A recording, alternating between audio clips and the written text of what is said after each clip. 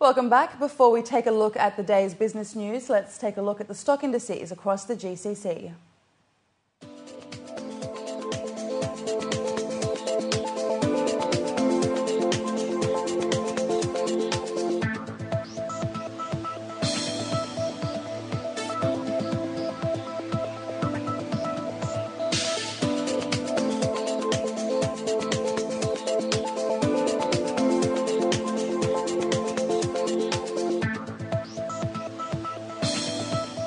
Queen Rania of Jordan and French President Francois Hollande are just some of the dignitaries scheduled to speak at the official inauguration of Abu Dhabi Sustainability Week, which will take place during the opening ceremony of the World Future Energy Summit on January the 15th. Meanwhile, 30 renewable energy projects, many of them in the solar sector, will be looking for investors at the Project and Finance Village at the 6th edition of the summit. Investment in the future energy market is escalating, and the projects being showcased at this year's event will be a major step forward in the goal of achieving renewable energy targets around the world. At last year's WFES, projects worth over $5 billion were displayed at the Project and Finance Village, and this figure is expected to reach over $8 billion this year. However, solar is not the only renewable energy source competing for the interest of banks, financiers, investors and innovators. Wind, geothermal, hydro and PV projects, some worth up to $400 million, will also be showcasing their credentials. The Project and Finance Village last year attracted many projects from the Middle East, India, North Africa and other regions.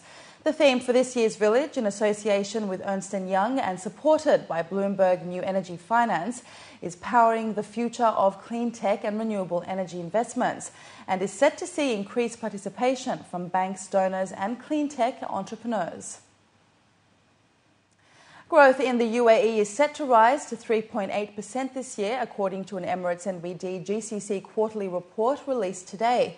The increased estimates have been revised up in the bank's forecast for the UAE's growth in 2013 from 3.5% previously. Estimates in for real GDP growth for 2012 have also been raised to 3.7% from 3%, off the back of higher than anticipated oil production and strong manufacturing PMI data in Q4 of 2012. Economists were particularly encouraged by December PMI data, with the overall index rising to the highest level since July 2011.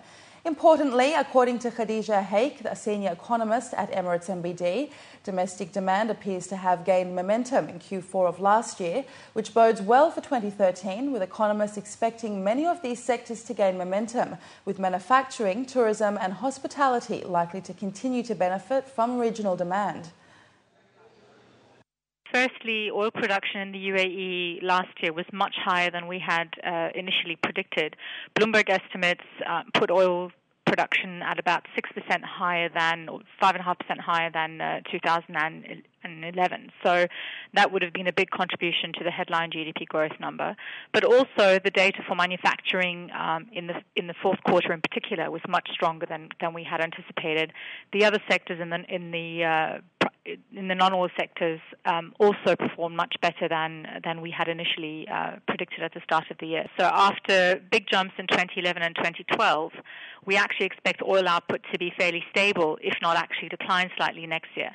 If it does decline significantly, that's actually going to be a drag on growth, and that's a downside risk to our forecast. But really, the upgrade to Dubai's GDP growth is based on pretty strong numbers for the first half of 2012. And the data for the second half of 2012, as I said before, manufacturing has performed better than we expected. And the non-oil trade sectors have also held up really well. So we think generally the recovery seems to be taking hold. There's increased confidence in Dubai's economy, particularly in sectors which over the last 2 to 3 years have actually been dragging down growth. So all of those together would contribute to our upward revision to Dubai's GDP estimates for 2013.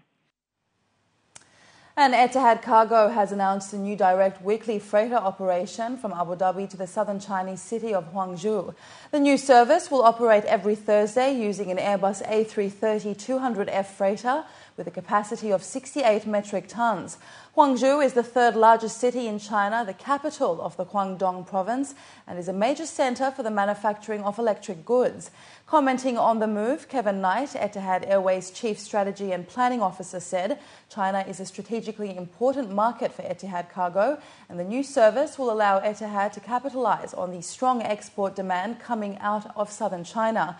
He added that this service will further strengthen the already strong trade ties between the UAE and China.